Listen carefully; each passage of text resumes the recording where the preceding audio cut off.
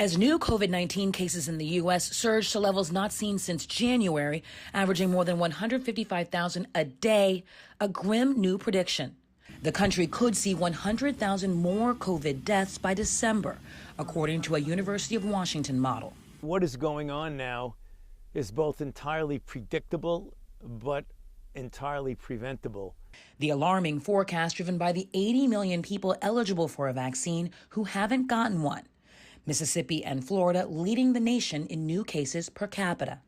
We could turn this around and we could do it efficiently and quickly if we just get those people vaccinated. This is very, very important, not only for your own health, but for the health of the country. COVID deaths continue to rise. At nearly 1,300 a day, the 7-day average of COVID deaths has jumped nearly 30% over last week.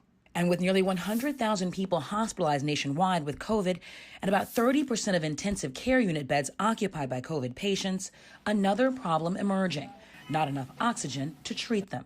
We're seeing the younger patients, 30, 40, 50-year-old, and they're suffering, they're hungry for oxygen, and they're dying. Several hospitals in South Carolina, Texas, Louisiana, and Florida at risk of having to use their reserve supplies or of running out of oxygen. Meanwhile, a Central Florida medical coalition bought 14 portable morgues to help with the unprecedented number of COVID deaths in the region, as strained funeral homes delay retrieving the dead. Some of them are reaching a point in terms of their storage before they can cremate bodies. They're at or near some capacity.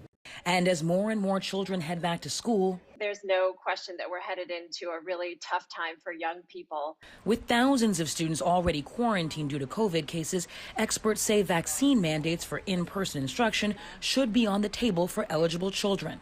We've done this for decades and decades, requiring polio, measles, mumps, rubella, hepatitis. So this would not be something new, requiring vaccinations for children to come to school. For kids aged 5 to 11, Pfizer expects to submit data to the FDA in September and apply for emergency use authorization in October.